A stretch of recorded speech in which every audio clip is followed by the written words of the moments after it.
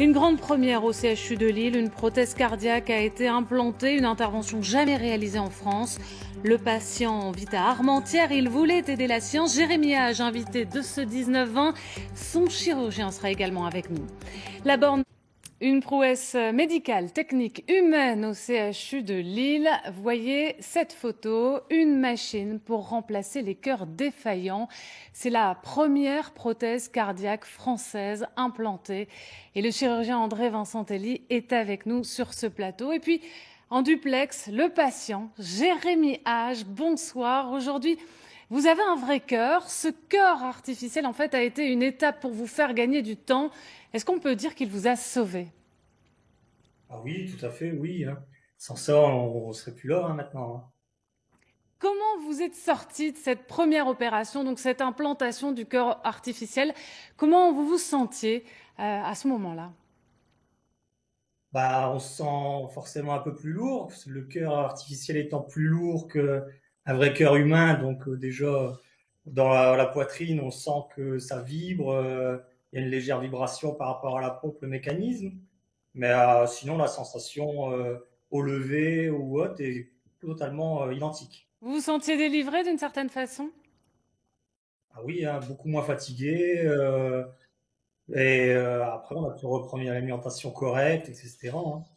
Professeur Vincentelli, comment fonctionne-t-il ce cœur? Elle est où la prouesse? Alors, ce qui est révolutionnaire, c'est que c'est un cœur qui, contrairement aux machines de référence, ne nécessite pas une anticoagulation, c'est-à-dire des médicaments pour liquéfier le cœur de façon importante, parce que c'est une prothèse qui est faite à base de valves biologiques et non de valves mécaniques. Et c'est en plus une prothèse électrique, c'est-à-dire on n'est plus sur quelque chose de pneumatique. Et donc, ça donne beaucoup plus d'autonomie aux patients. Pourquoi Jérémy? Pourquoi ça a marché avec lui?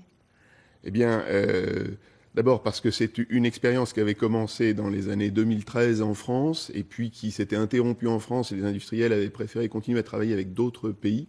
Ils sont revenus l'année dernière, donc c'est une invention française, ils sont revenus l'année dernière pour redémarrer des implantations en France.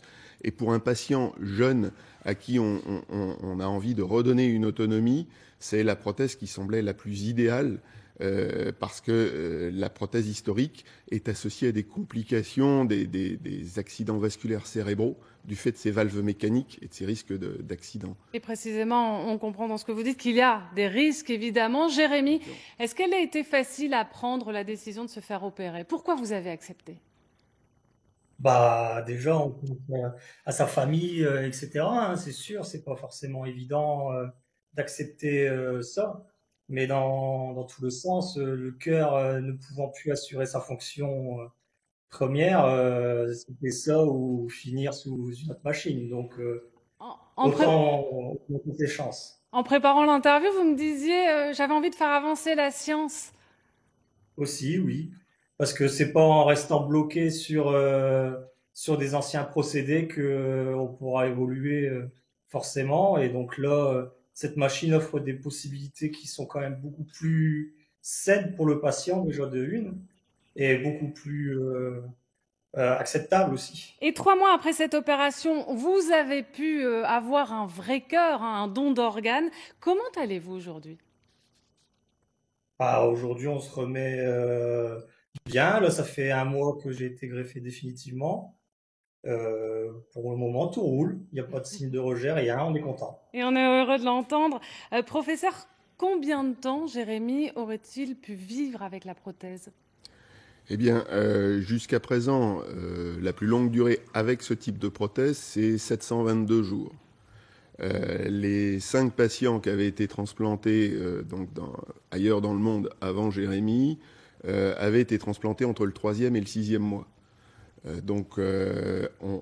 On avait espéré pouvoir justement avoir un greffon entre 3 et 6 mois. Évidemment, on pense au rayonnement du CHU de Lille. Quel est l'enjeu?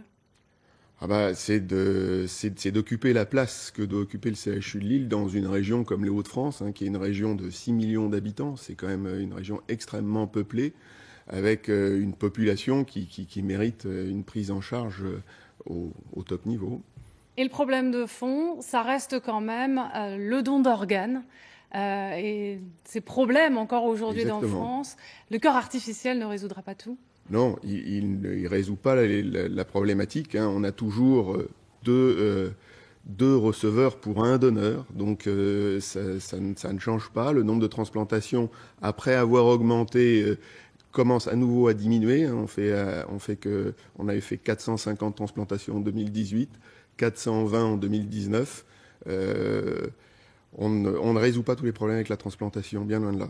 Merci beaucoup d'être venu avec Jérémy Hage, d'être venu nous en parler ce soir. En tout cas, on comprend bien avec ce que vous nous expliquez qu'une étape a malgré tout été franchie. Merci.